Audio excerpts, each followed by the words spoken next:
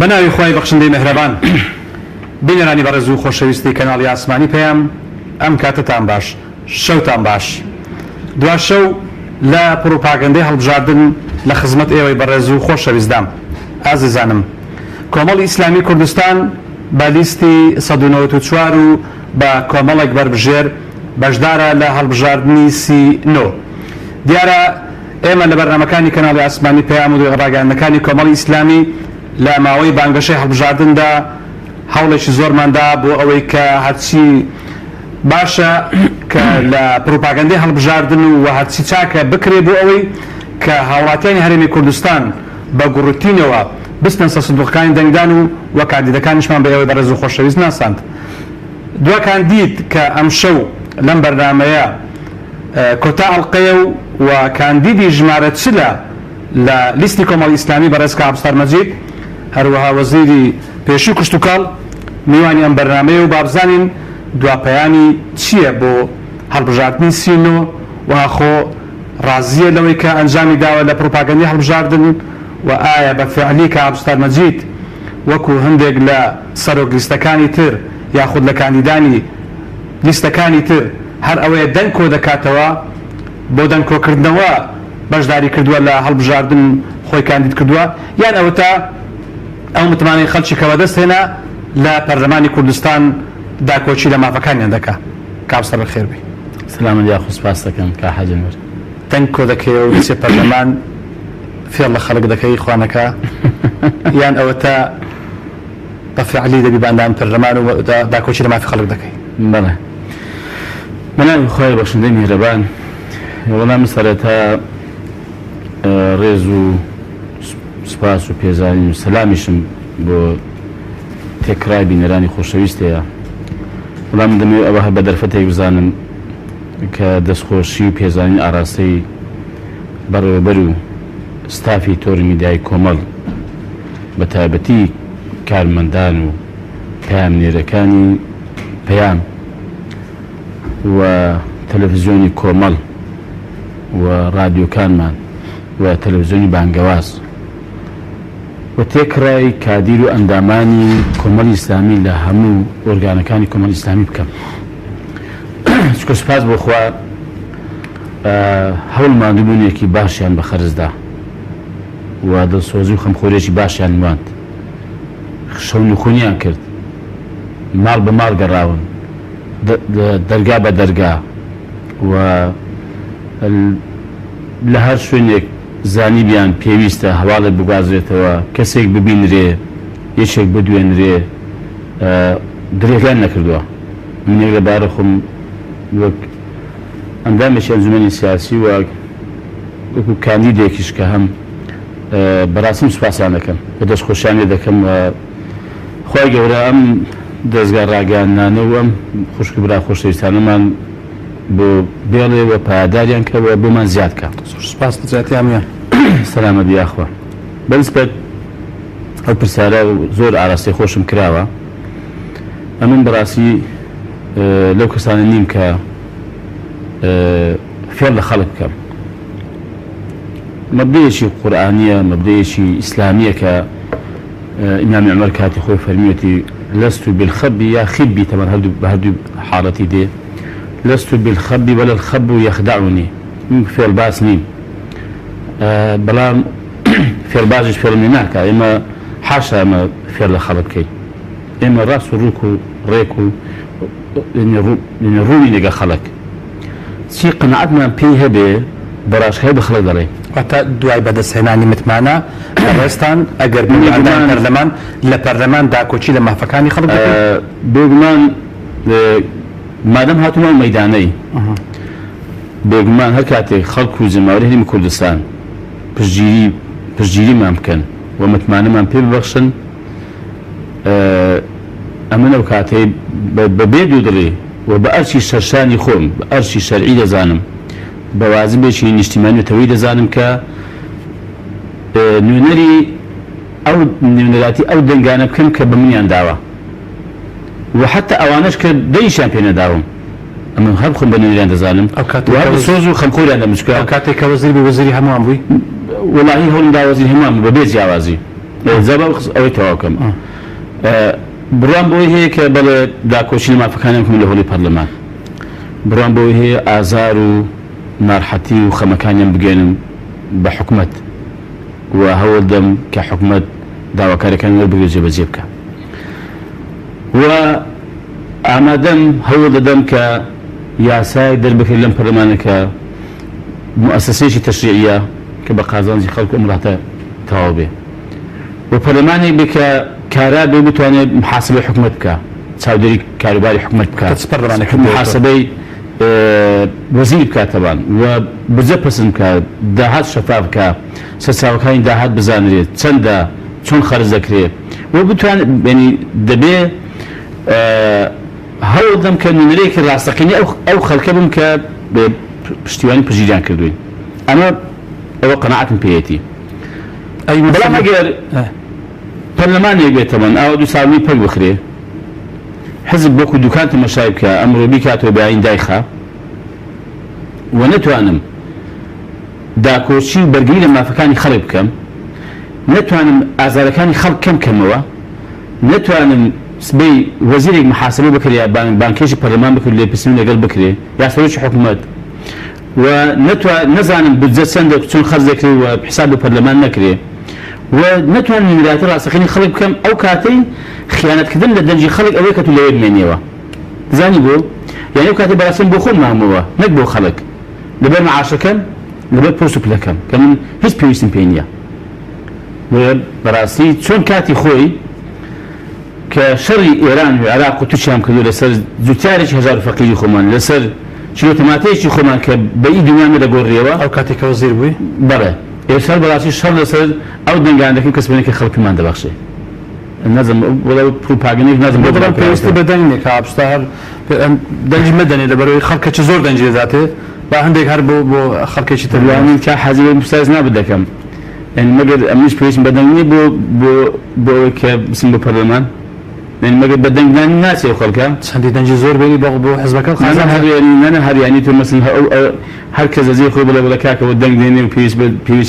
پێویست ناکە دەنجی پێ بدە ئەی چۆن دەچێت ینی بۆ پەرلەمان چۆن دەردەچێ ینی وەڵام من کاگە مەقسەدم خۆم نییە نە مەطلبمە و نە ڕەغبەتمە من ئەوەی کە داواکارم لە خەڵکو زەماوەر پشتگیری لیستی 1994 کۆمەڵی ئیسلامی بکەن و هەر کاندیدێکیان پێ باش بێت لەو چل کاندیدێکە هەیە لە لیستەکەی کۆمەڵی ئیسلامیدا ئازادن کە دەنجی پێ بەخشن من زۆریان مەمنونم هەر کامیشیان بەخشن بە شایستی دەزانم پێورەیە بۆ تۆ شایستەن وەڵا بەڕاستیم پێم خۆشە دەنگی زۆر باشیش بێنن من بۆ خۆشم لەو گەڕان و سەردان و بەسەرکردنەوەیاندا لەو کۆرە سیمینارێکە بووە هەمیشە ئاماژەم بە کاندیدە بەڕێزەکان کردەوە بە بەڕاستی و پێش خۆشم خستوون حەزم کردەوە مکاکەمە کاندیدی کۆمەڵی ئیسلامی ئەمانە خەڵکی بەتوانان خەڵکی شارەزان دەسۆزن خەمخۆرن هیوادارم ئەگەر دەنگ بە کۆمەڵی ئیسلامی دەن پشتیوانی پژیریان بکەن ینی من خەمی بەڕاستی کۆمەڵی ئیسلامیمە خەمی لە فڕانتر لە کۆمەڵی ئیسلامیش وەڵا پرۆژەی ئیسلامی من ئاوات و ئامازمەوەی کە ئێمە پرۆژەیەکمان هەبێت لە کوردستاندا تەوان ینی هەر کورد نەبێت لە کۆمەڵی ئیسلامیش بەڵکو بەڕاستی وا بکەین کە ئەم خەڵک و جەماوەرەی هەرێمی کوردستان کە ئێمە بە موسڵمان دەزانین باوەشی پێدا بکە و لە ئێمە گەرمگورتر بێ بۆی باش دەسۆزتر بێ بۆی ینی باشە ئەم پەیام و بەرنامەیەکی خوا ناردوویەتی بە پێغەمبەری خوا سەڵڵاهو عەلەیهی وسەلەم خالە سەر بێ کە کورد بۆتەوە لە قورئاندا ینی بۆ کۆمەڵی ئیسلامی هاتووە ئایا کۆمەڵی ئیسلامی بەتەنها ئێمە بوون دەمانێت ببین بە وەسیلەیەک بۆ خزمەتکردنی ئەم خەڵک و خاکەمان ئەم وڵاتەمان بەم بەرنامە شەریعەتە هەر کەسێک بێ دەتوانێت لە ئێمە چاکتر پێ و پابەند بێ دەتوانێت دەسۆز و خەمخۆتر بێ ئەو زیاتر خاوەنێتی هەر کەسێک بێ باش کابستەر بەڵێ تۆ نازم ڕۆشن بۆوە ڕۆشنە بەس کاتێک تۆ کاندیدی کاتێک کۆمەڵی ئیسلامی بە لیستێکی ینی چۆن دەڵێ بەهێزەوە هاتۆتە ناو ساحەکە و کۆمەڵی ئیسلامی لە ڕابردوودا یعنی هەڵوێستەکانی جوان بووە تەبعەن و خەڵک بەڕاستی بە دۆست و بە نەیار بە هەموو لایەنەکان ینی شایەدیشی باشیان بۆ کۆمەڵی ئیسلامی داوە کە خاوەنی هەڵوێستی خۆی بوو ینی چۆن موقفی ثابت بووە پاش هەموو ئەو موقفە جوانانەی کۆمەڵی ئیسلامی پاش هەموو ئەوەی کە بانگەشەیەکی جوانتان کرد و خەڵکانێکی بەهێزدانراوە لەو لیستە چاوەڕێی دەکەن لە دەنگدەر پێتان وایە کە دەنگدەرانتان یاخود خەڵکی کوردستان بەگشتی ئەو موقیفانی کۆمەڵی ئیسلامی لەبەر چاو بێ و دوێنێ لێبیر نەکرد بێ و بەیانی کە دەنگدانی تایبەتەوە وە ئایندەش دەنگدانی گشتی پێ دوای هەڵوێستیان هەڵوێستێکی ینی چۆن دەڵێ وەکو هەڵوێستەکەی کۆمەڵی ئیسلامی دەبێت زارێک کاک حەزنەوە ئێمە ئەگەر هەڵوێستی سیاسی بەهێزمان هەبووە و ئەگەر ئێمە فراکسیۆنی بەتوانە و بوێرمان هەبووە لە پەرلەمانی کوردستان لە پەرلەمانی عێراق ئەگەر ئێمە ئەنجومەنی پارێزگای کارامان هەبووە ئەگەر ئەوانەی بەشدار لە حکومەتی خۆزەیی بەتوانە و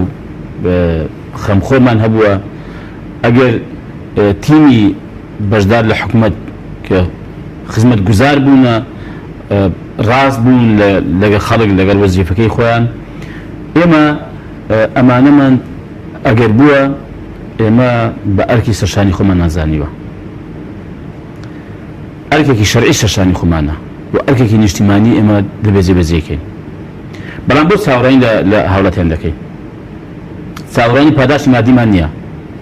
پێویستمان بە سوپاسیش نییە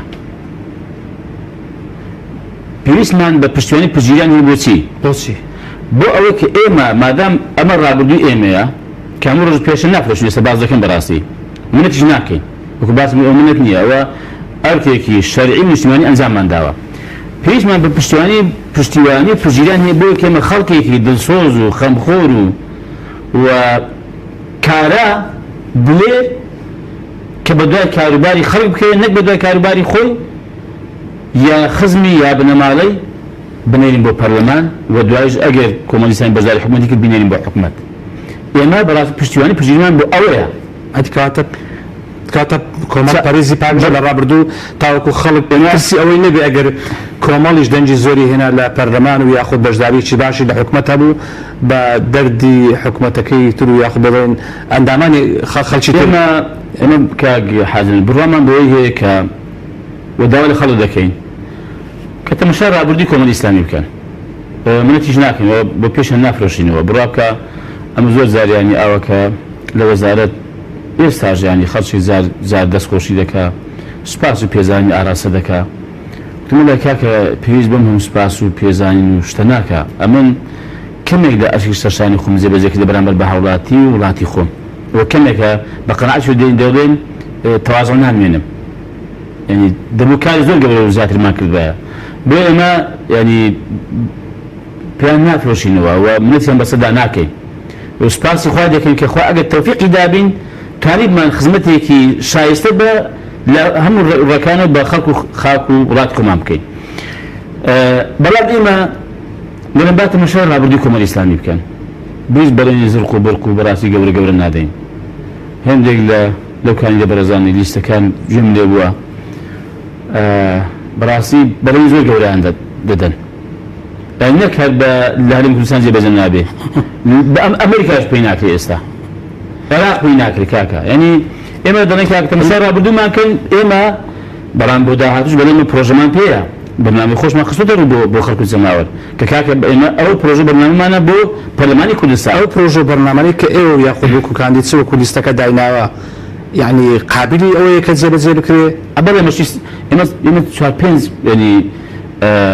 باڵەتی گرنگمان زیاد کردووە کاکە ئێمە ئەمانەمان پێ بۆ خەڵک بمونە ئێمە دەمانێت بەڕاستی ینی خزمەتی خەڵک و هاوڵاتی خۆمان بکەین و هاوڵاتی چەقی گرنگی پێدامێ لە هەرێمی کوردستان بە ئەولەویەتی کارتان کاک هەبستار بەڵێ بەڕای من کاک حازم یەکەمیان ئەوەیە کە ئەگەر بمانێ بەڕاستی ئەم وڵاتە وڵاتێکی دامەزراوەیی بێ ئەگەر بمانێ ئەم وڵاتە بکەین بە وڵاتێک کە پرەنسیپ و بنچینە بنەماکانی حکومڕانێکی تەندروستی تێدا جێبەجێ بکرێ لە سەرەتاوە لەوە دەست پێ دەکات کە یاسا لەم وڵاتە سەروەر بێ بەمەگەر تا ئێستا یاسا سەروەر نییە نەخێر ئێستا حزب سەروەرە جاری وەها بنەماڵە سەروەرە جاری وهەیە کەسێک سەروەرە شەخص یاسا سەروەر نەزانیانی چی يعني من ياسايك هي أو تعليماتك هي أو أنظميك هي أو برارك ددريت سلا حكومة سلا برلمان رئيس الجيران به وببيت جوازي بس هم كذا زي بكري ولا هم دام زي كان بس عشي وخذ زي بكري بلام أبم شوية يا سابو خشي فقير وهجار دوسيزا سرورة بو خشي بدسرات فقير دوسيزا سرورة بلام بو خشي بلدار وبادار وپارەداریش هێندێ جار وەکە بە پارەی بە ناشەری کۆگرێتەوە بە پارەکەی خۆی یاسا دەگۆڕێ یاسا تعتیل دەکا بڕوانە یاسا سەروەر نییە یاسا هیچ نییە ئەگەر بمانێ ئەم وڵاتە بەڕاستی بێنی حتا ئەو پەرلەمانەی کە دروست دەبێ ئەگەر یەکێک لە ئەرکانی کە بریتە لە یاسادانان و چاودێریکردنی حکومەتیش بۆیە کە چەند یاسا جێبەجێ دەکا چەند بڕیا جێبەجێ دەکات چەند پابەندە بە ئەنزیمەکانی خۆی و پێڕێوەکەی خۆی ئەگەر ئەم پەرلەمان نەیتوانێت ئەم حکومەتە ناچار کە بە جێبەجێکردنی یاساکان و سەروەرکردنی یاساکان ئێمە دەتوانین بڵێن لە خاڵی سەرەتاوە ئێمە نەمانتوانی حکومڕانێکی تەندروست پیادە بکەین کە لە دواتردا دەبێتە مایەی ئەم حکومڕانی تەندروستە دەبێتە هۆی کە هاوڵاتی تێدا چەقی گرنگی پێدان بێواتە ئەم هاوڵاتیە چۆن بۆی مایەی بەختەوەریە چۆن بۆی مایەی دەبێتە مایەی خۆشگوزەرانی چۆن ئاسوود دەبێت چۆن دەبێتە خاوەن عزت شخصەتی پارێزاو دەبێت شخصەتی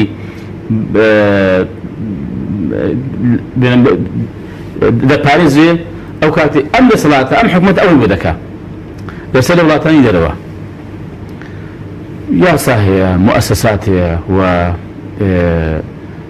ڕێزێکی راوە بە هەموو کەس وەکو یەک وایە تەماشا دەکەی حکومەت تەماشا دەکە بزانی ئەم هاوڵاتیە چی بۆ قازانج ئەو بۆ دەکا دەگەڕێت بدەوەیەکە هاوڵات چۆن قازانج دەکا و هاوڵاتیش تەماشا دەکە بزانێت ئەم دەسەڵاتی کە هەڵی بژاردووە چی بۆ دەکا باش کابستان ئەگەر لە ئەوروپا ئەگەر لە وڵاتانی پێشکەوتوی دنیا حکومەت بگەڕێتن شتێکی باشە بۆ خەڵک کا و خەڵکیش بگەڕێت چێ باشە ئەو باتە حکومەت ئەی لە هەرێمی کوردستان لە کاتێکە 27 ساڵ تێدەپەڕێ بەسەر دەسەڵاتداری کوردی دەی لێ فرەدەقەی ناکە دوازدەی لێ فرەدە باشە ئەو دە ساڵەی ترکە هیچ ڕێگریەک نەبێت لە بەردەمیان کە ژیانی خەڵک خۆش بکەن ئەگەر حکومەتێک ئەوەندە لامەبالات بێ بەرامبەر بە خزمەتکردنی خەڵکەکەی خۆی ئەی باشە ئەو خەڵکە بەیانی لە ڕۆژی دەنگدان نابێت تۆزێ وردبین بێ نابێت تۆزێک ئەرشیفی بێ نابێت تۆزە سەیری دواوە بکە بزانی ئاخۆ دەنگ بە چێ بدە ئەوە چێ دەرسۆزی ئەوە تۆ بەرامبەر بەوەی کە هاوڵاتی دەبێ وردبین بدەێت سڕی ئەمە زار باوەڕم کەمەوە کە وڵاتانی ڕۆژا وڵاتانی پێشکەوتوو چون مامەڵە لەگەڵ ئەم بابەتان دەکەن یعنی لە شوێی حکومڕانی و بەڕێوەبردنی کاروباری خەڵکن ئەوان ئێستا زۆر لەمە تێپەڕی و مافە یاسایی و ئاسایەکانی خەڵک دابینکەن ئەی لە مەسەڵەن وڵاتانی ڕۆژئاوا باسی بکە ئەریکا کە جادە چۆنە جادە و ڕێگابان چۆنە تەماشای جادە و ڕێگابانی وەک بێت ئەوتۆبان لە وڵاتی چۆنە و تەماشای وڵاتانی دەرەوەکە بەڵێ تەماشای کەرتی تەندروستی کە بیمەی تەندروستی تەماشای خوێنن کە ئەوان ئێستا باز دەزانیست دەکەن باز لەوە دەکەن کە ینی چشتی زیاتر بۆ هاوڵاتی بکەن ینی تەماشا بکەن چی هاوڵاتی زیاتر بەختەوەر دەکا و خۆشگوزەران دەکا یا چی مەسەڵەن گرفتاری هاوڵاتی ئەگەر هەبێ کەمی کاتەوە نەیهێڵێتە بەن ئێمە ئێستا زانی باسی دەکەین مەسەڵەن دوێنێکە کۆڕێکم هەبووە لە ڕانی زانی باسیم کردووە ناسا باس بکەن باسی پایەکانی حکومڕانێکی تەندروست ئێستا پاش 27 ساڵی هاتین باسی دەکەن ناچارم باس بکەم دەبێت زۆریش باس بکەین ئەم بنچینی پایەکانی حکومڕانێکی تەندروست چییە هەتا هاوڵاتیش و خەڵکی تریش ئەوەی کە دەیەوێت حکومڕانی بکە و دەیەوێت وڵاتەکەی خۆی ڕێکاکە چۆن بنچینەکانی چین لێرە دەباسی کردن ئێستا ناتوانێت کە حکومڕانێکی تەندروست بێت تا بێت خەم لەم بوارانەی بخوا کە کێشە گرفتی هاوڵاتیە کێشە گرفتی وڵاتە بۆ ئێمە بەڕاستی چاومان لەوەی هەیە کە وە چاوەڕوانی دەکەین کە هاوڵاتی لێدا هەڵوێستی هەبێ چۆن هەڵوێستی هەبێ کاکە بزانین داخوا چێ خەمخۆرێتیە یەکێشە گەورەکانی بەرپرسانی ئەو وڵاتانی خەمخۆر نین کا حەزن دڵسۆز نین خەمیان نییە ینی وڵاتی بەسەر دێ خەمیان نییە هاوڵاتی کێشەی هەیە چارەسەر دەبیان نابێن معاناتی چیە دەردی سەری چیە گرفتەکانی چییە کاکە خەمینە ئەم ئەکیان و قاوەرەمان بە ساعتێک دەبین چێ خەمینە خەم ینی دەسۆز نیە بەس بۆ خۆی بە پۆستەکەی بووە بە پلەکەی بووە بە پارەکەی بووە هیچ کەی نایە پێ بڵێن وەزیر یا پێ بڵێن پەرلەمانتار یا پێ بڵێن بەرەوشی گشتی هیچ کەی نایە تەبان وڵات کاریش بە حەقی نییە کەواتە دەتەوێت خەڵک ئەم جارە خەڵک باباش بیزانێ ئەوەی کە من دەیزانم لە وڵاتە بەخوا بێکەسە بێخەمخۆرە بێدڵسۆزە با خەڵک بگەڕێن بە دوای خەمخۆرەکان بە دوای سۆز و بە دوای خەڵکی کە لە خەمی خەڵک دابێ کە بێناتە ڕێ خاتۆ کاکە خەوی لە نەکەی مادەم هەزارێکە بێنە من نانەوێ بخوا بەس ئایا بەرپرسانی ئێمە با وێ تێکەن کە بزان معناتی خەڵکیان بەخوا نەزان کە خەڵک هەبێ ئەمر نانێ بخوا کاکە چۆن ینی چێشی خەڵک چارەسەر بکەن وەختێک بەرپرس بە خەمی خەڵکەوە دەبێت کێشەی چارەسەر دەکات کاتێک تێکەڵ بە خەڵک بێ کاتێک معناتی خەڵک ببینێ کاتێک بزانێت لە سەرمایەدا کابرا نوێنی خۆی پێگەرم کاتەوە کاتێک بزانێت لە گەرمایەدا فەنی کەرەوەشی نییە کە خۆی پێفەنی کاتەوە ئاوی نییە کە ینی منداڵەکانی پێ بشە کاکە منداڵی لەو ڕۆژانە تەمەن چوومە خەلیفانێ توخواکی معقول ینی وەلا زۆر پێ ناڕەحەت بووم تەمەن بەڵێ ئەمەش ئەوەیەکی پێمان کرا مەسەڵەن هاوکاریمان کردن 700 منداڵ 700 منداڵ هێنراوە خوا پاداشی ئەنجومەنی خەلیفان بداتەوە 700 منداڵ هێناوەتەوە منداڵی ینی فەقیر و هەژار کە تەنها دای 12000 13000 جانتایەک و پانتۆلێک و قەمیشیان بۆ کڕیوە توخواکی معقول ینی حکومەتەکان ئەمە بۆ خەڵک ینی وای لێ بێ هاوڵاتی ئێمە پێویستی بە 13000 بۆ منداڵەکەی ناتوانێت بۆی بکڕێت کەواتە چ لەسەر خەڵک پێویستە بیکات وەڵا خەڵک هەڵوێست هەڵوێستەکە چۆن هەڵوێست لەسینەوە با بەڕاستی چیز بەرا دەنگ بە خەڵکیشی دەن کە تاسە خەمێنە خواردن کاکە یا خەمیان تەنها تاقمی خواردووە کاکە با خەڵک بشار بێتەوە با خەڵک تۆزە ویرا بێت با هەر بۆ خۆی بۆ منداڵەکانی خۆی هەر حاصل کەس ئەو حاصل منداڵێن باسی دەکەم یەکاکە خۆ من دەباشە لە بەشە چ کوردستان خۆمە وەکو خێرێ وەکو ینی منت ناکەم بخوایانی خوا قبولی کردو داوم نیشان دەکەم بەڕاستی وەسم چییە ناڕحەتم بۆی کە ئێمە ئاسی خزمەتگوزاری ئێمە لەو ئاسی دابێتەوە بەڵام خەڵک بێ هەڵوێز بێ بە قورئان ینی کاکە تا خەڵک ئاوا بێ حکومەتیش ئاها دەبێ تا خەڵک دەنگ نەکا تا خەڵک دەنگ نەدا بۆیە من قسەیەکم هەیە بەڕاستی چ بۆ دەنگدانی تابێت بەبست بۆ دەنگدانی گشتی بێ بۆ دەنگدانی گشتی تا خەڵک زیاتر بەشداری بکات تا خەڵک زیاتر بە هەڵوێز بێ دەرفەتی تەزویر و فروفەرکەم دەبێتەوە وەلامان کەدا ینی ئومێدی گۆڕانکاری دەبێت کاپستاد یەک خەماوە قسە کۆتایی خۆت بۆ دەنگدانی تایبەتیش دیسانەکە من بەڕاستی و دووپات دەکەمەوە کە پێشمەرگە قارەمانەکان کارمەندانی ئاسایشی پۆلیس کە باین دەنگدانیان هەیە با بەڕاستی پێشمەرگە ئازا بێمنەت دەنجی خۆیان بە ئازادی بدەن چێ بە مستحقی دەزانن و بە هیچ بەڕاستی پروپاگەندە و قسەیەکیش بڕوان نەکەن کە ئەمە وەڵا هەر کەسێک مەسەڵەن دەنگ بە ودانندا کە دایمەزاندە بێ شەرعیە حرامە گوناهی دەگاتێ ئاسڵەن حرام گوناح ئەوەیە کە دەنگ بە زوڵم بدەیت دەنگ بە گەندەڵی بدەیت دەنگ بە قۆرەکاری بدەیت دەستەکانت خۆش بی زۆر سپاس بۆ بەڕێز کاپستار مەجید کاندیدی ژمارە 40 لە لیستی 194 کۆمەڵی ئیسلامی کە ئەم شەو دو ئەڵقە و دو بابەت و دو باز بلەسەر پرۆپاگەندای هەڵبژاردن هیوادارین کە سیندۆ ئیدی مەوقیفەکان و هەڵوێستەکان لەبیر نەکرێن و دەنجی کۆمەڵی ئیسلامی زیاد کەوت تا بتوانێت خزمەتی زیاتر بکات خواتان لەگەڵ دەستەکانت خۆش